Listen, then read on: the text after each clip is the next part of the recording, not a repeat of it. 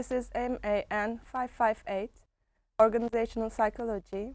This is our first week, first lesson, and we are going to look at the development of organizational psychology and management. So let's start with a story that captures the evolution of management thought. At first, organizations believed that employees had a stomach to fill. If you provided them with conditions to satisfy their basic needs, they will work hard. Then came the realization that employees also had a heart. To motivate them to work, you had to appeal to their emotions, for example, job satisfaction. Later, organizations found out that employees had the brain and that their participation in strategic decisions in the organization would improve the organizational bottom line. In recent years, we know that employees have different cultural values, beliefs, and behavioral patterns. To learn from the enhance the chance of survival in the global competition. Most managers who are otherwise extremely competent in their functional specialty, such as marketing, finance, accounting, and so forth, often define managing employees is a difficult and onerous task. This difficulty stems primarily from the fact that employee behavior, by its very nature, is complex and generally unpredictable with any reasonable degree of certainty. To begin with, employee behaviors in the workplace result from the desire to satisfy a variety of needs and achieve objectives which may not be congruent with those of organization. Furthermore, although the manager must ultimately manage the individual employee's behavior, the forces that derive such behavior cannot be fully understood entirely in terms of that individual employee, because employees do not work in isolation. They need to interact with other employees, and such interaction may occur in several ways.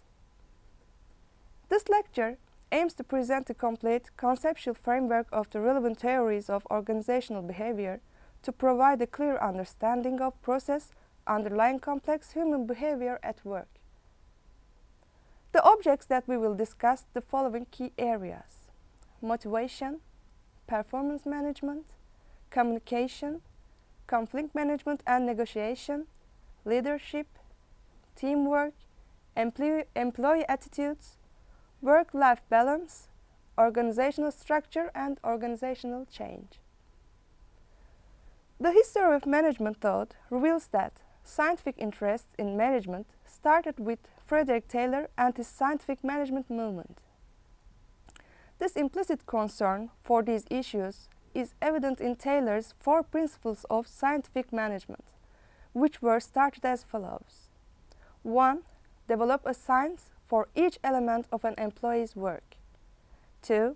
Scientifically select and then train, teach, and develop the workers. Cooperate with the workers to ensure that work was done in accordance with the scientific management principles. The work and the responsibility was restricted between management and the workers. In this theory regarding the nature of employees and organizations, the scientific management approach embodied view of the worker that had developed in the early stages of the Industrial Revolution.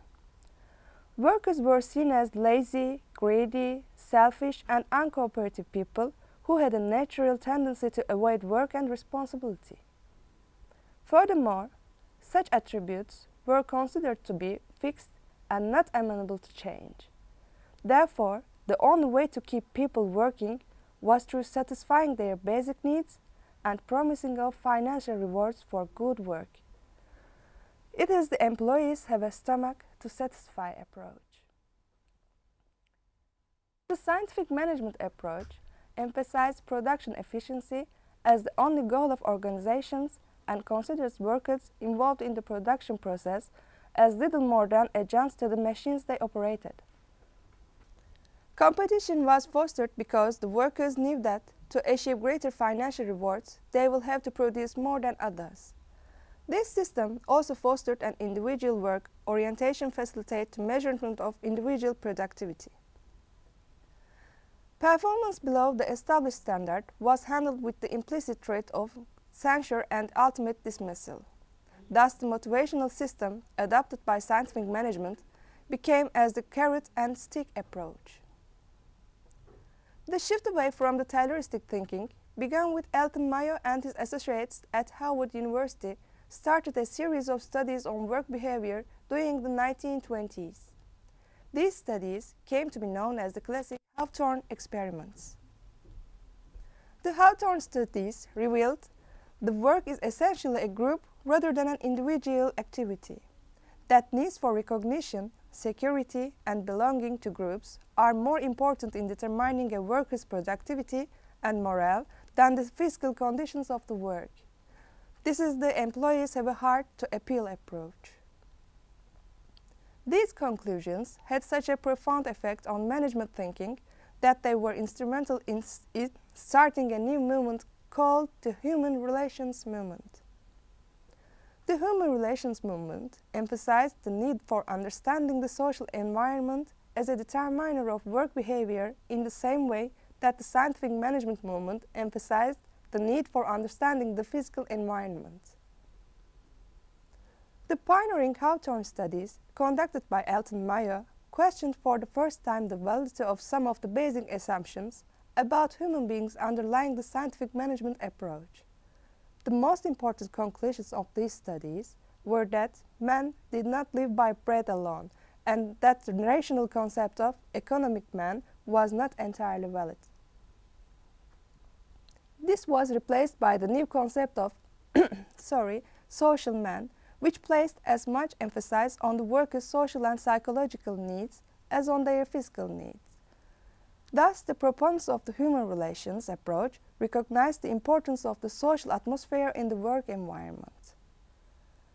In the new era permitted by the human relations movement, employers recognized the importance of the social atmosphere in the work environment. However, some of the assumptions underlying their attitudes about work and worker didn't differ substantially from those scientific management. Whereas scientific management used the carrot and stick approach to gain workers' cooperation, human relations advocated a paternalistic approach to gain workers' cooperation through the unconditional fulfillment of their needs. The manager would improve workers' morale and thus lower their resistance to achieving organizational goals. The research work that followed that Mayo tradition emphasized the importance of the social environment and marked the beginning of the applied discipline called organizational psychology. Organizational psychology primarily addressed problems arising from personal interaction within the organization. Behavioral science in 1960s represented a merger between the early tradition of scientific management and the later tradition of human relations. During the last 2 decades, it has become obvious that neither scientific management nor the human relations tradition alone can provide the adequate base of our understanding of human behavior within the organization. Consequently, the behavioral science of 1960s was forced to develop an eclectic approach, which meant adopting principles and techniques from various sources so long as these helped us understand and explain behavior in the workplace. It was concerned with both the complex physical environment of the organization and the complex nature of the people who interact with it. Its assumptions about working people in organizations have been best summarized by McGregor in his discussion of Theory Y. In his statement of Theory Y, McGregor suggested that working people are not by nature passive or resistant to organizational needs. Motivation, intelligence, creativity, potential for growth, and the capacity to assume responsibility are all present in working people. It is the employees have the brain to contribute to organizational bottom line approach. The task of management is to create the right kind of environment in which people can best achieve their own goals by directing their efforts towards organizational objectives. Thus, McGregor emphasized the fact that management should recognize the higher needs of individuals, such as achievement, recognition, and self-fulfillment, and cater them to by appropriate job designs. In 1980s, there was an increasing awareness that employees had different cultural values, beliefs, and cognitive styles. This awareness was raised by the observation that Japanese business was thriving and that this success was achieved thanks to culturally embedded managerial practices. Japanese emphasize on lifelong employment and seniority-based promotion system, strong organizational culture, employee loyalty, concern with employee well-being in the workplace and beyond, and a collective sense of responsibility were the key managerial success. Japanese managerial principles were described by Ochi in 1981 as Theory Z. Now, I want to give you some key terms and definitions about this unit. First, it is scientific management. Theory of management proposed by Frederick Winslow Taylor in 1911 to increase industrial efficiency through systematic and data-driven methods. Second, Theory X. Managerial approach assuming that employees are by nature lazy and unwilling to work unless they are closely supervised, controlled, rewarded, or punished. Another key term is Theory Y. Managerial approach assuming that employees are willing to work, learn, seek out responsibility, and grow in their careers if given the opportunity. Another one is Theory Z. Managerial approach promoting loyalty and well-being of the employee through long-term employment, sense of cohesion and sense of moral obligation to serve the organization. Another important key term is behavioral science, which scientific disciplines including psychology, sociology, cognitive sciences, and anthropology, exploring the principles of human behavior and its interaction with its complex environment. Another one, learning organization. It is an organization that facilitates learning and knowledge transfer at all levels of continuously transform itself to meet challenges. Culture.